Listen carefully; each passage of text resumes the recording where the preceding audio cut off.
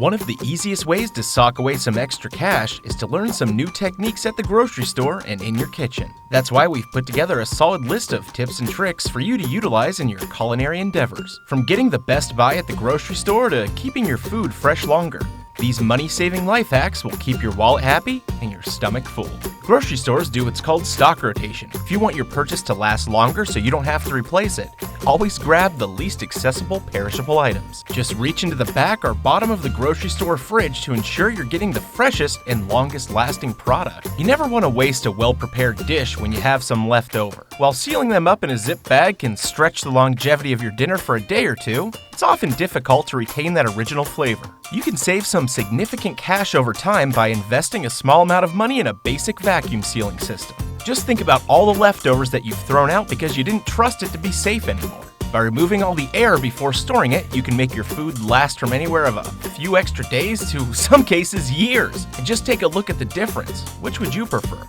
Now about that whole years thing, if you buy frozen vegetables or fruits and only end up using half the bag, just seal up the rest and pack it back in the freezer, keeping it handy for the next time you need it. Normal storage can keep these good for months, but vacuum sealing can bring it up to years. Just check online and see what the recommended max storage time for your type of food is. If you're looking to get chicken tenders or fingers, you might be paying significantly more just to save a minute of work. Get yourself a pack of chicken breasts and turn them into tenders on your own. We found that you can save about $1 or $2 per pound when you cut up the raw chicken yourself. So slice and dice your way to significant savings and delicious slivers of tasty chicken with just a couple extra minutes. If you combine this with your vacuum sealer to compound up on the savings, you'll always have a healthy meal ready when you are. Most grocery stores are designed with optimal sales in mind.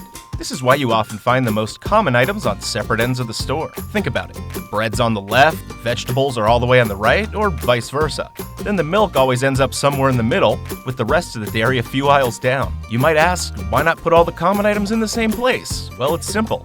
When you go to grab that bread, you still have to travel across the entire store, which makes it more likely for you to make a few impulse purchases along the way. Never go to the grocery store hungry. By filling up your stomach beforehand, you're less likely to fill up your cart with various things that sound good in the moment, but will often go untouched and end up wasting money. Second, and I can't stress this enough, always plan a shopping list before you go and give yourself a time limit. Keep your eye on the prize and keep your wallet happy. Did you know you can keep your broccoli, lettuce, or even celery fresh for 4 weeks or more just by wrapping it in aluminum foil? Because these fresh greens have such a high percentage of water, the aluminum foil will lock the moisture in much better than a loose plastic bag or wrap. It's an extremely economical way of preserving watery vegetables.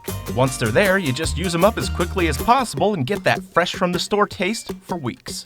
If you want to celebrate Taco Tuesday but realize you're out of hard shells, you can just make your own from soft tortillas. This is a simple trick with amazingly tasty results.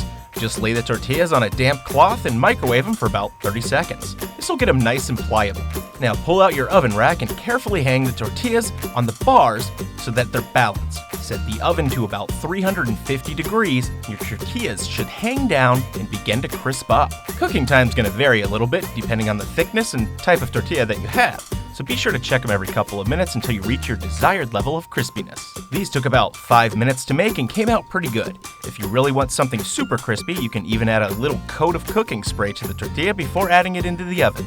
Mozzarella sticks can get expensive whether you're buying them at a restaurant or packaged frozen. Save money by making your own with just string cheese and wonton wrappers or egg rolls. Start by cutting your cheese sticks a little smaller than the width of your wrappers. Place a piece of string cheese near the bottom corner of one wrapper and then fold the bottom corner over the cheese. Roll it up about halfway and lightly moisten the sides as you fold them towards the center over the cheese. Moisten the remaining quarter with water and roll it up to tightly seal it. Now just make sure that the wonton wrapper is sealed around the cheese pretty well before cooking it. Now you can fry these in either an electric skillet with half an inch of oil at 375 until golden or brown, or in a deep fryer at 375 for about 2.5 minutes. Once they're golden brown, drain them on paper towels before serving with marinara sauce. They're cheap and easy to make, and best of all, they're much healthier. You can also customize them to your liking. Add some extra cheese, pepperoni, jalapenos, bacon, whatever you want. Holy guacamole. Avocados certainly aren't cheap, so avoid uncovering a half-brown mush of fruit with your sense of sight and touch. Although skin color can help you in the initial visual selection of a fresh avocado, it's not always the best indicator of ripeness. Ripe avocados will yield a firm, gentle pressure in the palm of your hand. If it's pretty firm, it's good to go. If it's very soft or mushy, it's probably a little bit too ripe. The real secret to selecting perfect avocados is looking for the small stem attached to the top of the fruit. This is going to show you a reflection of what's inside.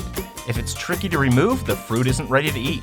If it's green underneath, it's good to go. If it's brown inside, the avocado is overripe. Practice is obviously going to help you learn what to look for when you're in the store and save you from wasting money on spoiled fruit. A huge thank you to our sponsor, Blue Apron. I wanted to show you how I went from barely able to make mac and cheese to cooking delicious gourmet meals with just a little help from their chef-design recipes. Oh, be sure to check out the description box for a link, because the first 100 viewers will get 3 free meals with their Blue Apron order. So what is it? Well, Blue Apron delivers all the ingredients you need to make an awesome meal right to your doorstep in exactly the right proportion so you can avoid the grocery store and stop wasting unused ingredients. It shows up in a refrigerated box, so even if you aren't around when it gets there, it'll stay nice and fresh until you get home.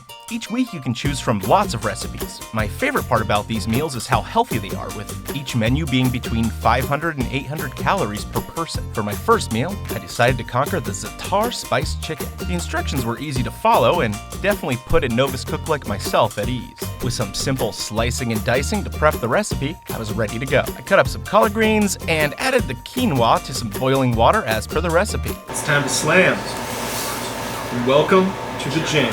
After that, I added the greens to the oven and went for the protein. With the chicken ready to go, I went ahead and cooked each side in some olive oil for about 4 minutes. After that was done, it was time to prep the sauce. Blue Apron's recipes help you save on dishes as well, utilizing the same pans when they can. I particularly like this, and so did my dishwasher. Now that everything's done, it was time to plate it up and see how I did. I mixed all the ingredients together and laid them out on a plate, finally topping it all off with the chicken and the sauce. This is probably the best looking dish I've ever made, and it was so easy from start to finish.